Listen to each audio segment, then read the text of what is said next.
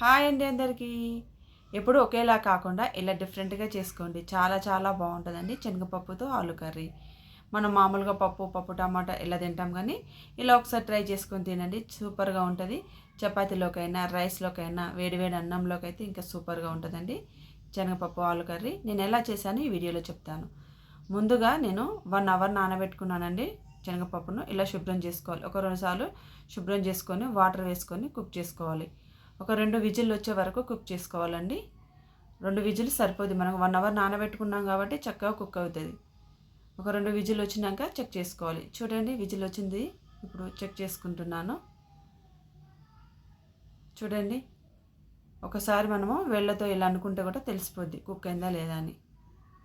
చూడండి చక్కగా కుక్ అయిపోయింది కదా. సో ఇప్పుడు నెక్స్ట్ ప్రాసెస్కి వెళ్దాము. ఒక ప్యాన్ పెట్టుకొని ఆయిల్ వేసుకోవాలి. ఆయిల్ వేడైనాక ఒక 1/2 టేబుల్ స్పూన్ జీలకర్ర తీసుకున్నాను. 1/2 టేబుల్ స్పూన్ ఆవాలు తీసుకున్నాను. ఆవాలు జీలకర్ర చిట్టపట అన్నాక ఇప్పుడు సన్నగా తరుక్కున్న ఒక కప్పు ఒకటి తీసుకున్నానండి ఆనియన్. ఇలా ఫ్రై చేసుకోవాలి. మంచి గోల్డెన్ కలర్ వచ్చే వరకు ఫ్రై చేసుకోవాలి. తర్వాత నెక్స్ట్ అండి పచ్చిమిర్చి వేసుకోవాలి. ఒక 7-8 వేసుకున్నాను.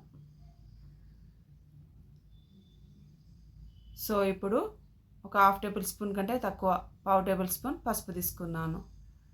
ఇలా పసుపు వేసుకున్నాక ఫ్రై చేసుకోవాలి. సో ఇప్పుడు అల్లం వెల్లుల్లి పేస్ట్ ఒక 1/2 టేబుల్ స్పూన్ వేసుకున్నాను. అల్లం వెల్లుల్లి పేస్ట్ వేయగానే మంచి వాసన వస్తుంటుంది. చూడండి మంచిగా ఫ్రై చేసుకోవాలి. ఇప్పుడు మనం ముందుగా ఉడికించుకున్న శనగపప్పును వేసుకోవాలి. ఎప్పుడైనా మనము పప్పు వేసినాక ఒక 3-4 నిమిషాలు ఆయిల్లో ఫ్రై చేసుకోవాలండి. చాలా బాగుంటుంది ఇలా చేస్తే. పిల్లలు కూడా ఎంతో ఇష్టంగా తింటారు. ఇలా 2-3 నిమిషాలు కుక్ చేసుకున్నాక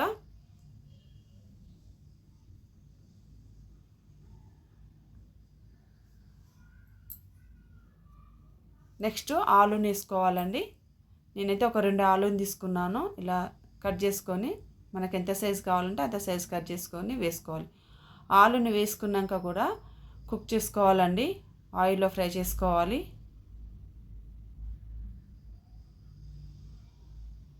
చూడండి మూత పెట్టుకొని ఒక 2-3 నిమిషాలు కుక్ చేసుకోవాలి. ఒకసారి మధ్య మధ్యలో మనము చెక్ చేసుకోవాలి ఉడికిందా లేదా అని. ఇప్పుడు ఉడికిపోయిందండి. ఇప్పుడు ఒక 2 టమాటోను వేసుకున్నానండి. ఇలా సన్నగా తరుక్కొని వేసుకోవాలి. మనం టమాటో వేసినాక కూడా మరొక కొద్దిసేపు మనం ఉడికించుకోవాలి. మగ్గాలండి ఈ పప్పులోకి.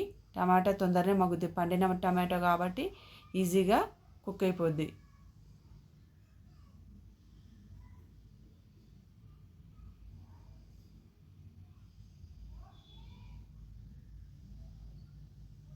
మరొకసారి కుక్ అయిందో లేదో చెక్ చేసుకోవాలి టమాటా వేసుకున్నాక. చూడండి టమాటా కుక్ అయిపోయింది. ఇప్పుడు ఒక 2 టేబుల్ స్పూన్ నేను కారం తీసుకున్నాను. మనం పోపులో కూడా మసాలాలు వేసుకోవాలంటే వేసుకోవచ్చు అండి. చెక్క లవంగా అవి నేను వేయలేదు. ఇలా కారాన్ని వేసుకొని మరొకసారి కలుపుకోవాలి. మనకు కర్రీ కోసం గ్రేవీ రావాలంటే కొంచెం వాటర్ వేసుకోవాలండి. ఇలా ఇప్పుడు వాటర్ వేసుకున్నాను. వాటర్ వేసుకున్నాక ఒక 4-5 నిమిషాలు కుక్ చేసుకోవాలి హై ఫ్లేమ్లో.